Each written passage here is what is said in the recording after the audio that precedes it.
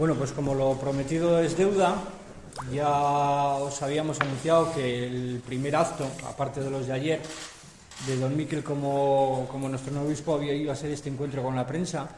Ya lo hicimos de manera parecida con don Manuel y aquí estamos, aquí don Miquel y aquí los compañeros de la prensa.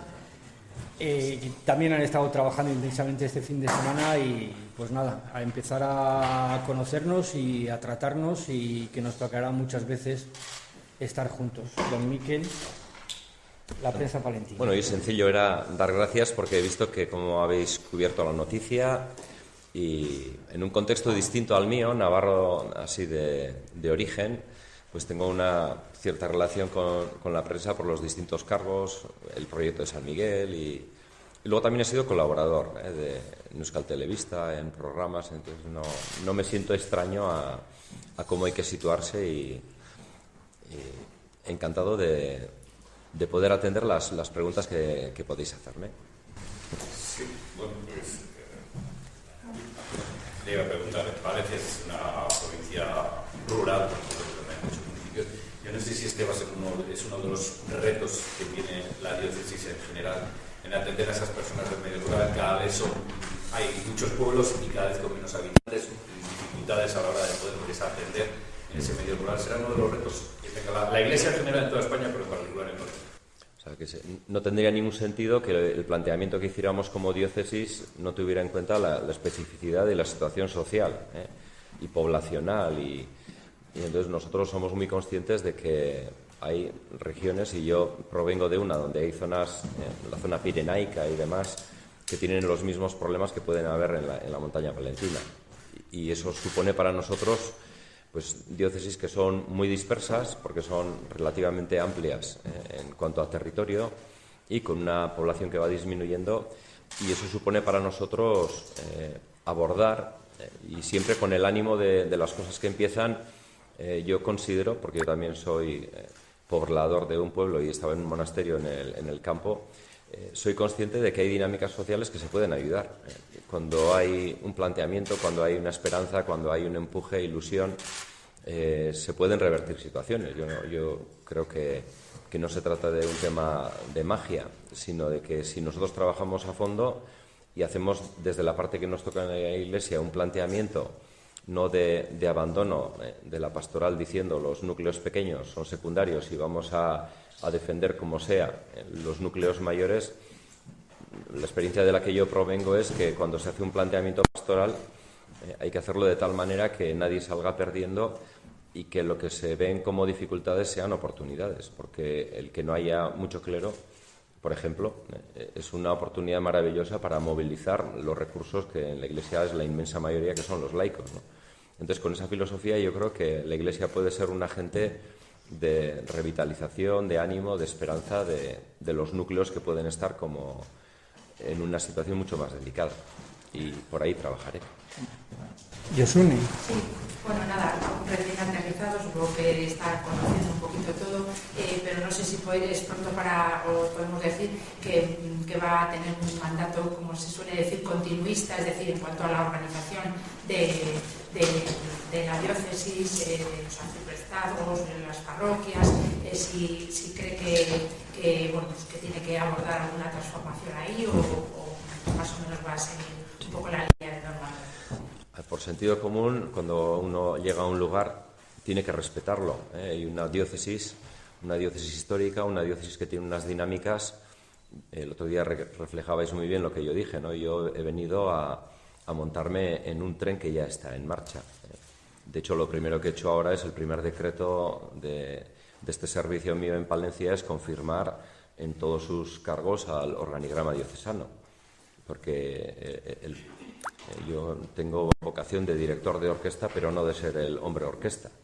Entonces, para empezar, se confirma lo que hay, y luego desde el convencimiento de que cuando don Manuel, ya la primera entrevista que tuvimos hace ya bastante tiempo, casi 3 meses, me facilitó toda la documentación de la diócesis y me alegró ver y pude estudiar lo que es el plan de la diócesis de Palencia hasta el año 2026.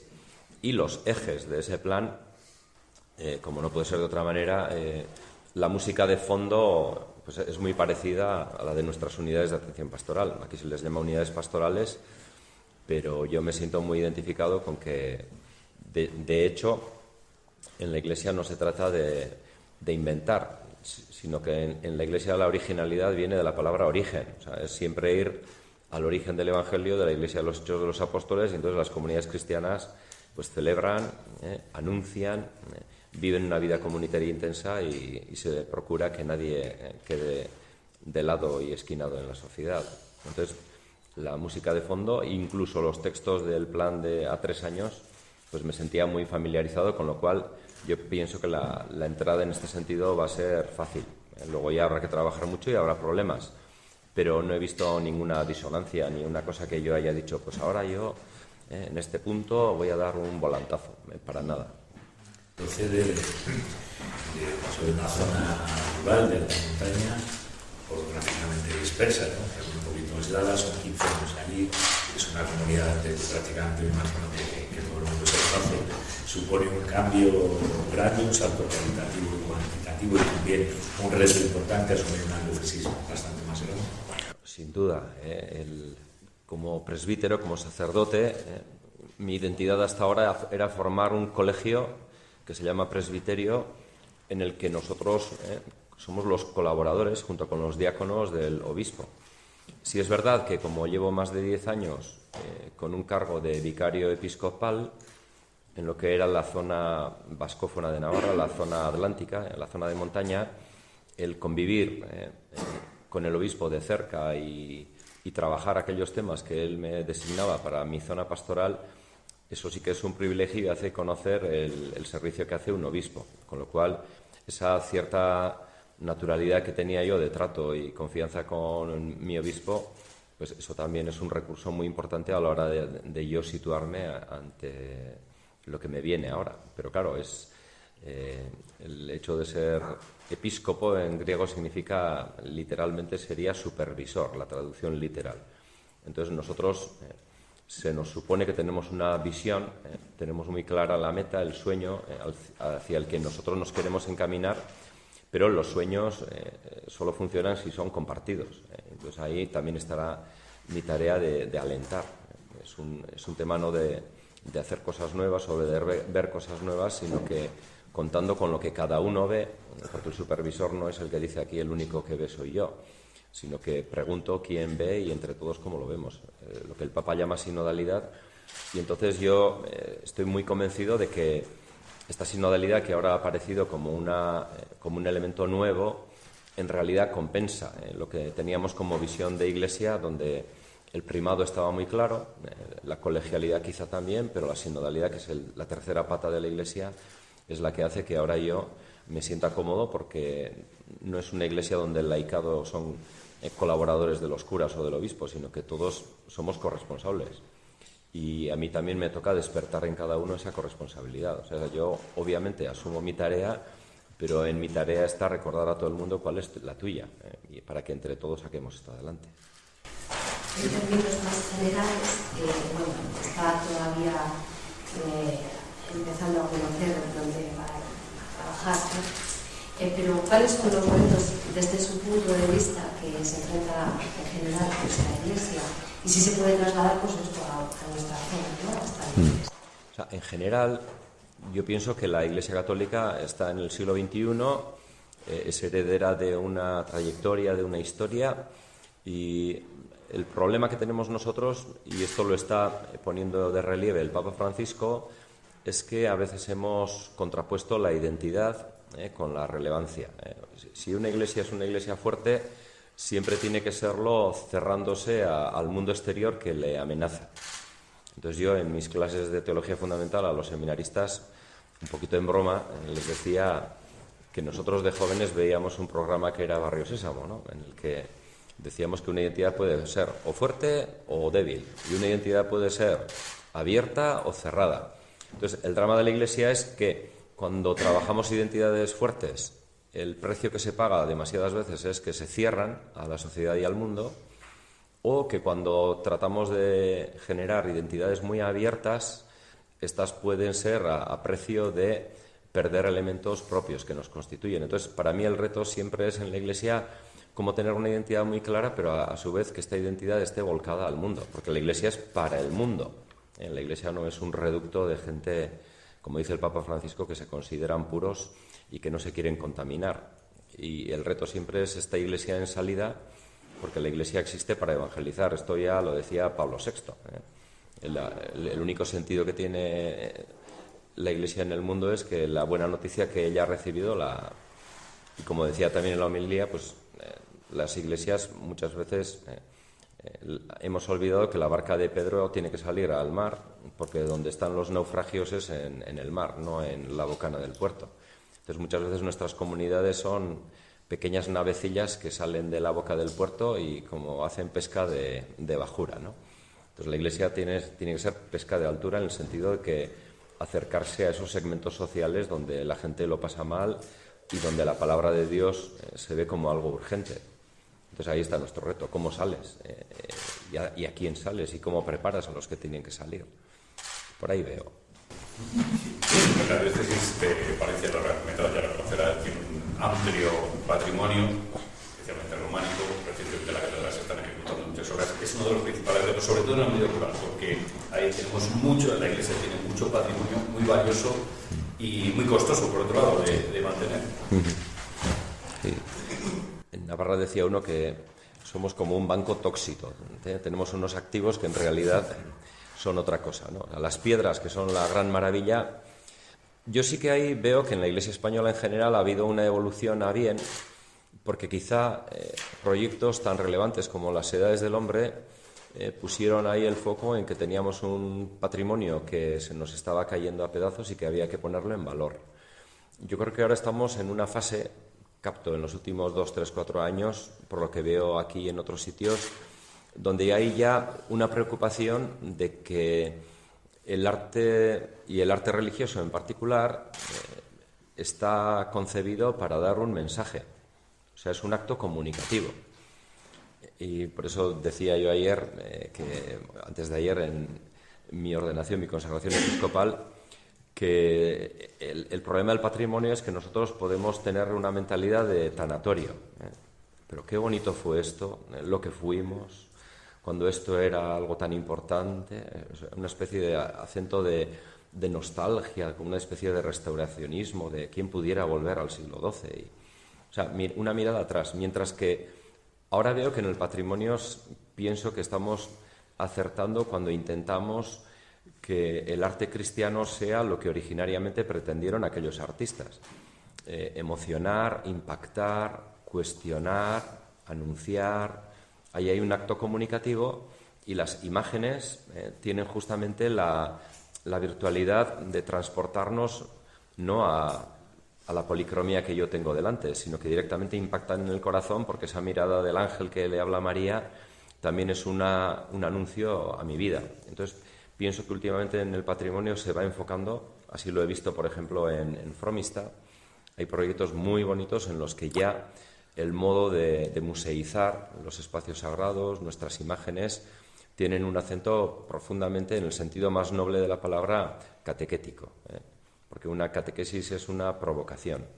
Aquí hay unas imágenes, unos grabados que nos están dando un mensaje y la gente tiene derecho a conocerlos. Es una carta de amor en la que a veces, y en eso hemos pecado mucho los curas, con los tecnicismos que también hay que hacerlos, pero en una carta de amor que tú recibes no te quedas si el papel que te han dado es de una excelente calidad y si este sello ha sido emitido hace 3 meses, ¿no? Sino que tú abres la carta y la lees, ¿no? Y alguien te está diciendo algo. Entonces yo pienso que tenemos que devolverle al arte cristiano su aportación original, dentro de una sociedad plural, dentro de un contexto de peregrinos, pero también de turistas, que cuando salen quieren ver cosas que les toquen el corazón. Y pienso que el arte cristiano es una maravilla el que tenemos. ¿Conocía Palencia de antes? Conocía la zona de Palencia que atravesamos los peregrinos cuando vamos a Santiago, porque yo hice ya 4 veces el Camino de Santiago en mis épocas jóvenes, también de cura con grupos de jóvenes. De chaval había sido monitor en Velilla del Río Carrión. La maestra que más me marcó en la vida era de Lantanilla, doña Arcadia, que era una institución en la escuela de mi pueblo, que por cierto, cuando se enteró lo mío me llamó y volvimos a tener contacto. Y luego, pues bueno, conocí a palentinos. En el Colegio Español de Roma había 3 sacerdotes estudiando y coincidí con ellos varios años y con alguno más que con otros, pero uno de ellos lo tenía en el coro del Colegio Español y era de los más fervorosos cantores, y estaba de hecho ayer cantando con los de Grijota y con otro que está ahora en misiones, con José Nevaeruela. Antes de volverse a Bolivia, pues tuve la oportunidad de estar esta semana. Entonces, bueno, tenía así, y luego también palentinos, bastantes palentinos en la zona de la Barranca de la Sacana, que fueron allí en los años 50-60 a las fábricas. Entonces hay bastantes familias en nuestra zona, no solo Alsasua, sino en otros lugares que son palentinos. Entonces, eso es mi contacto. Manu. Habla de apertura de responsabilidad, de solidaridad, pero para eso hace falta compromiso, que a veces se echa falta. No sé por dónde quiere encauzar. Totalmente de acuerdo, porque el compromiso, uno de los problemas que podemos tener en la Iglesia, creo que es más general en la sociedad también, pero en la Iglesia por supuesto nos pasa, es que funcionamos a corto y funcionamos por campañas y por modas. Ahora el lema y la palabra de moda es esta. Entonces cogemos todos nuestros documentos viejos, los ponemos otra vez cambiando los titulares, los apañamos un poquito y seguimos haciendo lo de siempre. Entonces yo lo que considero es que necesitamos tener una visión estratégica y necesitamos tener un sueño, una visión, un propósito, que esto lo hacen ahora las empresas, ¿no? Por ejemplo. Y la Iglesia ya sé que no es una empresa, que es algo más, pero es que tiene que funcionar también con rigor como organización, que también lo es. Entonces, si nosotros queremos trabajar bien, tenemos que focalizar cómo nos soñamos a 20 años. Si no hacemos eso, todos nuestros trabajos van a ser dar palos de ciego y funcionaremos simplemente por cursos pastorales y echándole buena voluntad cada mes de septiembre.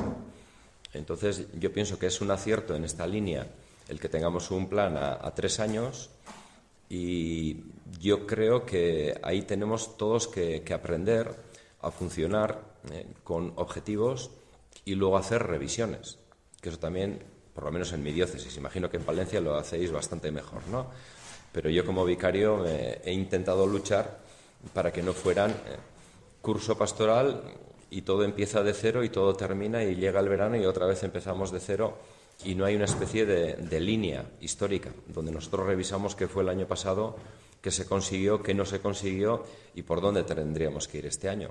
Entonces yo procuraré, ya que estamos aquí en un proyecto a varios años, que cuando llegue junio nos preguntemos, bueno, qué hemos vivido, qué hemos hecho y ahora qué tendríamos que hacer el año que viene, porque todo proyecto tiene que ser revisable y tiene que tener la agilidad de ir incorporando, según se vaya implementando o no, otras cosas.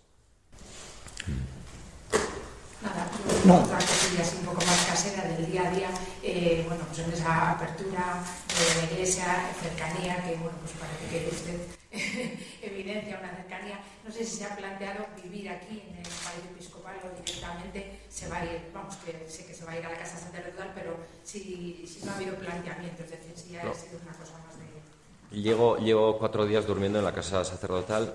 De hecho, yo soy una rara avis, porque yo, como cura diocesano, en mis 28 años largos que llevo de cura, nunca he vivido solo, siempre he vivido en comunidad.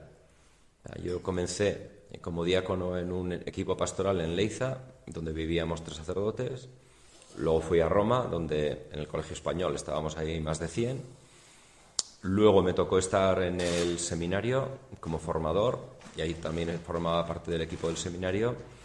Y luego los últimos años en el monasterio de Zamarce, pues al final terminábamos viviendo 4 sacerdotes y una virgen consagrada, una del orden de vírgenes, y luego trabajando encima in solidum, o sea, no yo párroco de unas parroquias y el vecino de las otras, sino que todos éramos igualmente corresponsables de la zona pastoral.